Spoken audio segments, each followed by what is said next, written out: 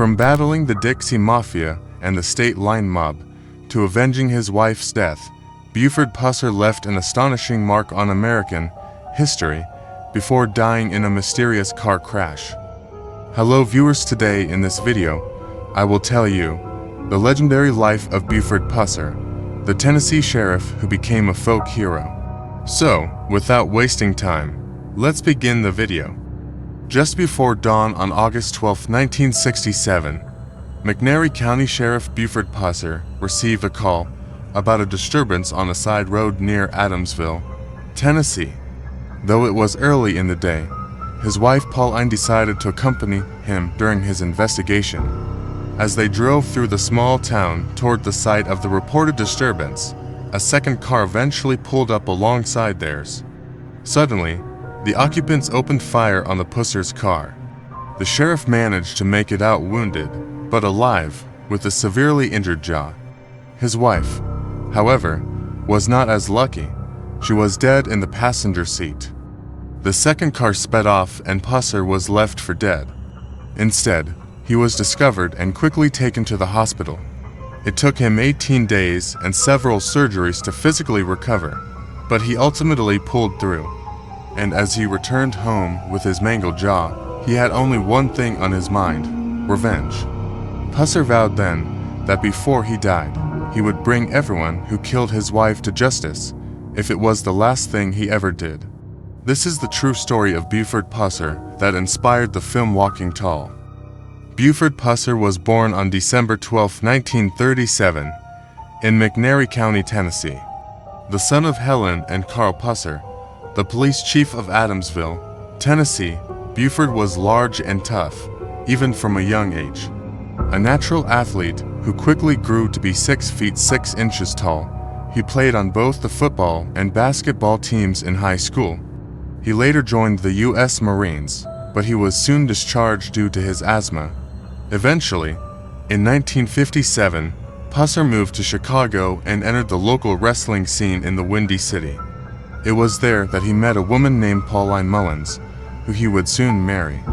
The two became husband and wife on December 5, 1959. Shortly thereafter, they returned to Pusser's hometown of Adamsville, Tennessee, where he became the youngest sheriff in Tennessee's history. Though he was just 25 years old when he returned to Adamsville, the strong, no-nonsense Buford Pusser was soon elected chief of police and constable, a position that he would hold for about 2 years. But then, in 1964, a car accident took the life of McNairy County Sheriff James Dickey. It was August 1st, and Dickey was on his way back to the station after, somewhat ironically, investigating another vehicle crash. Dickey, a U.S. Army World War II veteran, was driving near the Mississippi-Tennessee state line when the front right tire on his vehicle suddenly blew out.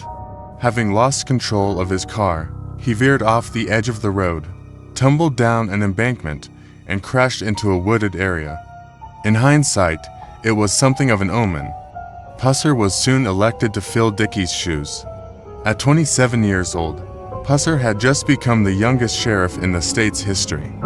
He quickly threw himself into his work, turning his attention to fighting the Dixie Mafia and the state line mob, to organize crime groups that operated on the border between Tennessee and Mississippi and made thousands of dollars off of the illegal sale of moonshine. These groups were also involved in illegal gambling, prostitution, robbery, and murder. As dramatized in Walking Tall, Pusser made enemies while going up against these groups and seemed unfazed by it. According to the New York Times, Pusser made a point to personally destroy illegal gambling equipment with a pickaxe, and there was never any question about who was behind these rogue punishments, as Pusser was virtually the only member of law enforcement focusing on organized crime in this region at the time.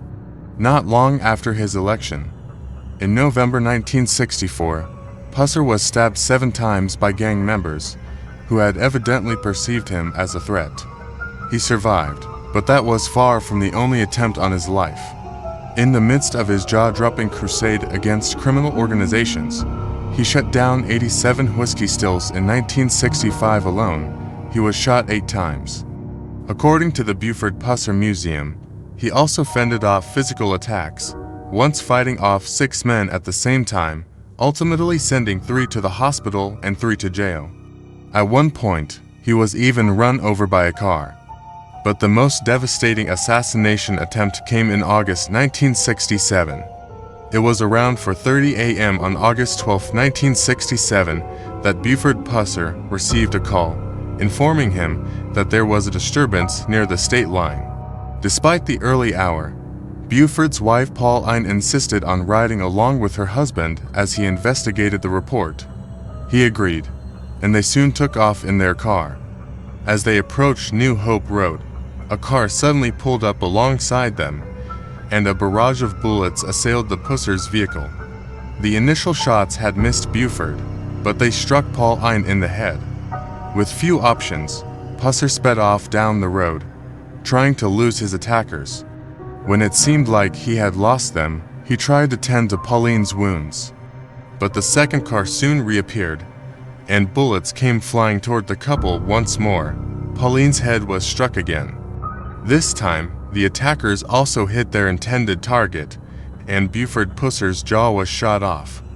After the Pussers were assisted by first responders, it was clear that Pauline could not be saved, and her husband was in danger of meeting the same fate. Instead, Buford Pusser recovered after 18 days in the hospital, which included multiple reconstructive surgeries on his face. Still, he would carry scars for the rest of his days, both physical and emotional scars. He quickly vowed revenge against his wife's killers. After he was released from the hospital, he was able to name the 4 alleged assassins, most notably identifying Dixie Mafia leader Kirksey McCord Nix Jr. as the mastermind who had orchestrated the deadly ambush.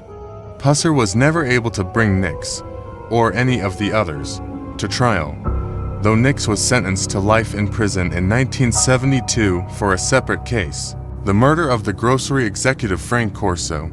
Nix would later be charged with ordering 2 more murders behind bars, and he remains in prison to this day. Still, Pusser cracked down harder on crime than ever before, cementing himself as a folk hero in the process. And, one way or another, his wife's other 3 alleged killers eventually paid the price for their lives of crime. One of the accused hitmen, Carl Douglas Towhead White, was found fatally shot in Mississippi in 1969. Rumors quickly swirled that Pusser himself had hired an assassin to kill White, though this was never confirmed. Not long after that, the last 2 alleged hitmen, George McGann and Gary McDaniel, were also found shot to death in Texas in 1970. Again, many believed that Pusser had orchestrated their deaths, but this was never definitively proven. His alleged revenge for his wife's death, and the virtual one-man war that he waged against organized crime near his hometown made him a widely revered figure. In Tennessee and beyond, he was fighting against the mob, the state line mob, and they were very evil, mean people, and he stood up to them and would not take a bribe, like everyone else had in the past, and he really made an impact on society. Pusser's story came to an untimely end. However, on August 21, 1974, when he suddenly lost control of his Corvette near Adamsville, the vehicle then crashed into an embankment and later burst into flames, an end eerily similar to the sheriff who preceded him. He was just 36 when he perished. Though the crash is officially considered an accident, many of Pusser's loved ones, including his daughter, believe he was murdered, as Nix had been able to order other murders from prison. However, these claims have never been investigated, and many questions about Pusser's death may unfortunately remain unanswered. But one thing is clear: this folk hero left an extraordinary mark on Tennessee, and his life story will never be forgotten. Viewers, this was the legendary life of Buford Pusser, the Tennessee sheriff, who became a folk hero. Viewers, what you can say about this story, tell me in the comment box. Thanks for watching. If you found this story gripping, don't forget to like, share, and subscribe for more chilling true crime stories.